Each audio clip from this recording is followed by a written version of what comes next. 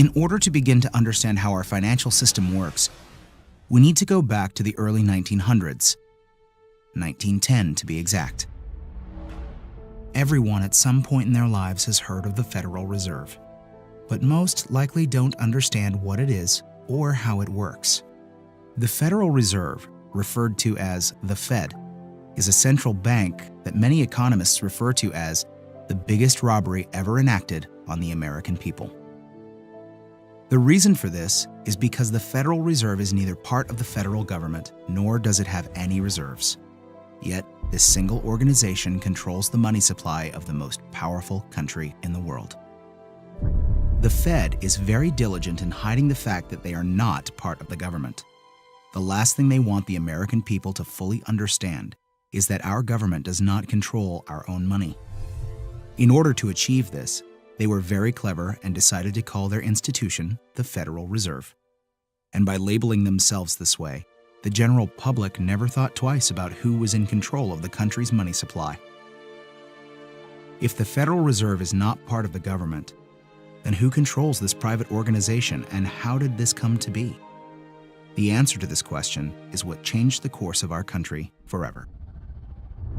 In November of 1910, a secret meeting took place of 6 bankers and economic policymakers who represented the financial elite of the Western world. It was hosted at the J.P. Morgan estate on Jekyll Island in Georgia. In attendance was Senator Nelson W. Aldrich, Abram Piatt Andrew Jr., Assistant Secretary of the Treasury, Frank Vanderlip, President of National City Bank of New York, Henry P. Davidson, Senior Partner of J.P. Morgan and Company, Charles D. Norton, President of First National Bank of New York, Paul Warburg, Director of Wells Fargo, Benjamin Strong, the emissary for J.P. Morgan and, coincidentally, the first president of the Federal Reserve. Years later, Frank Vanderlip referred to this meeting as the actual conception of what eventually became the Federal Reserve System. This meeting was so secret at the time that not even the names of those who attended were mentioned to the servants who lived and worked on the island. The men who attended came on a late-night train, claiming to be on their way to a hunting expedition, but instead, these bankers met with Senator Nelson Aldrich to draft what would eventually become the Federal Reserve Act. This private meeting, attended by some of the most powerful men in America, was strategically designed to take control of our country's money supply and to achieve ultimate power in America. Mayer Amschad Rothschild, one of the most powerful European bankers of his time, stated it best when he said, "Permit me to issue and control the money of the nation, and I care not who makes its laws." On December 23, 1913, 2 days before Christmas, when most people in Congress were home with their families, the Federal Reserve Act was signed into law by President Woodrow Wilson. That single act, however small it may seem, transferred the control of our monetary system from our government into the hands of some of the wealthiest men in our country. Putting into law the Federal Reserve Act gave unlimited power to a few wealthy banking institutions in America. The Fed has the power to issue currency, manipulate interest rates, and run secret bailouts. Yet Congress and the President are not allowed full oversight over this powerful organization. The Federal Reserve enjoys a monopoly over the creation of our nation's money and credit, but for 100 years, they have never been completely transparent and accountable about it. And we don't have to look back too far from today to see what it looks like in real life.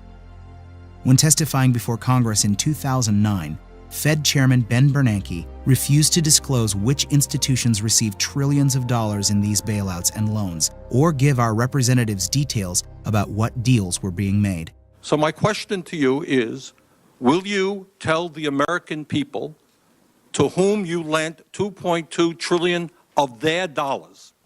Will you tell us who got that money and what the terms are of those agreements? Hundreds and hundreds of banks, any bank or that has access to the U.S. Federal Reserve's discount. Will you tell us who they are? No. In an interview with Treasury Secretary Timothy Geithner, he makes the stunning assertion that conducting a full audit of the Federal Reserve, something never before done in its 100-year history, is a line that we don't want to cross. To be denied full transparency of these transactions after U.S. taxpayers contributed over $16 trillion to these bailouts and loans is unthinkable and unconstitutional. It is our right as American citizens to know where our money is being spent.